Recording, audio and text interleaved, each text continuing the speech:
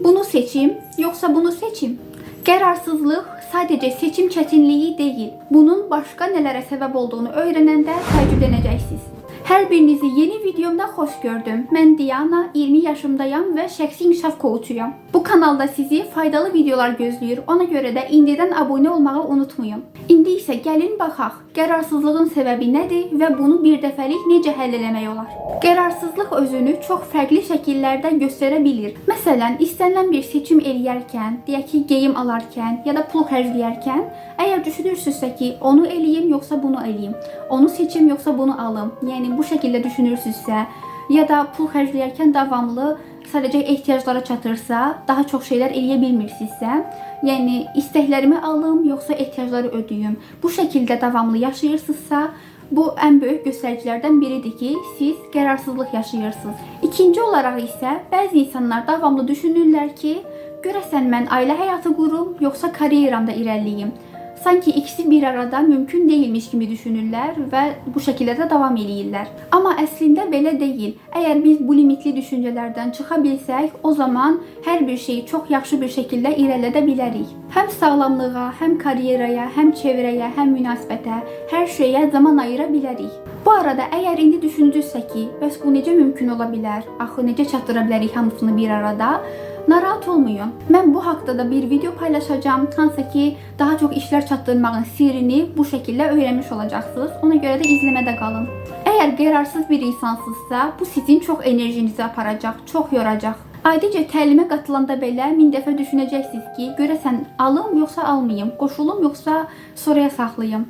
Ya da belə insanlar davamlı düşünürlər ki, tutaq ki, əgər mən bunu eləsəm, birdən daha yaxşısını qaçıraram. Yəni bəlkə daha yaxşısı var idi və bu şəkildə davamlı düşünürlər, yorulurlar, ona görə də çox şey eləyə bilmirlər. Yaxşı, bəs bu qərarsızlıq hardan yaranır? Uşaqlıqda çoxlarımızdan bu sualı soruşurdular. Atanı çox istəyirsən yoxsa ananı? Biz deyəndə ki, hər ikisini sevirəm, yenə də israr eləyirdilər ki, birini seç. Biz də özümüzü məcbur hiss eləyirdik. Bəzən də günahkarlıq hissinə düşürdük ki, əgər ananı seçsəm ata küsər, atanı seçsəm ana küsər. Buna görə də qərarsızlıqda qalırdıq. Və bu zaman bizim şuuraltımıza bu proqramlanır və həyatımızda bu şəkildə özünü göstərir. İndi gəlin sizinlə razılaşaq. Bunlar hamısı artıq keçmişdə qalıb. Bundan sonra mənə həyatda istədiyim hər şeyi götürmək olar. Bunu demək zamanıdır. İndi sadəcə olaraq rahat bir yerə keçin və mümkünsə heç kim sizə mane olmasın, sakitlik olsun. Çünki şuuraltı bir texnika eləyəcəyik. İndi isə bir dəfə dərindən nəfəs alıb verin. Daha sonra ise bunu benimle birlikte təkrarlayın. Mən həm anamı, həm də atamı seçirəm. Mən hər iki valideynimi seçirəm. Və bu mənə olar.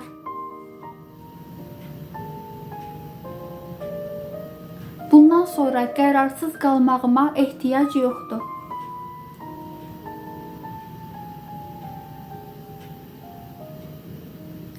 İstəsəm bir valideynimi də seçə bilərəm. Heç birini seçməyə də bilərəm.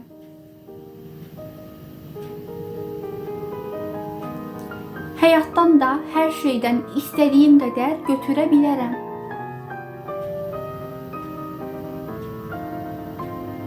Mənə olar.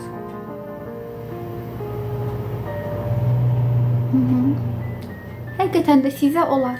Bundan sonra istədiyiniz qədər seçimlər eləyə bilərsiniz. Yəni bu artıq rahat olacaq sizin üçün. Qərarsız qalmağınıza ehtiyac olmayacaq. Çünki bu artıq uşaqlıqda qalıb. Nə zamansa yaşamışdınız və bunu geridə qoya bilərsiniz bundan sonra. Hər zaman belə davam etməyinizə ehtiyac yoxdur. Buna görə də indi məqsədlər yazmağınızı istəyirəm. Sizə bir tapşırıq olaraq verirəm bunu. Yəni əgər qərarsız qalmasaydınız, nələri istəyərdiniz həyatınızda? Fərqi yoxdur, kiçik ya da böyük məqsədlərinizi yazın. Hətta mənə şəxsidə belə göndərə bilərsiniz. Bu da çox gözəl olar. Ümumiyyətlə də geri dönüşlərinizi, nəticələrinizi rəy bölməsində yazmağınızı istəyirəm. Ən azından təşəkkür eləyə bilərsiniz. Və ən gözəli isə bu olar ki, bu videonu like eləyərək tanıdığınız hər kəsə bunu göndərə bilərsiniz və ya qruplarda bölüşə bilərsiniz. Daha çox insana faydalı olmaq üçün və bu enerjini yaymaq üçün bu önəmlidir.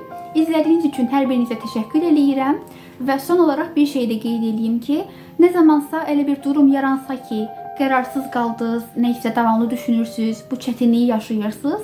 Yenə də sadəcə səsli şəkildə deyə bilərsiniz ki, mən həm anamı seçirəm, həm atamı seçirəm.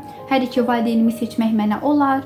Hər iki seçimi eləyə bilərəm, daha çoxunu götürə bilərəm. Bu sizə kömək olacaq. Əgər daha çox faydalı məlumatlar istəyirsinizsə, sadəcə açıqlamadakı linkə keçid eləyin.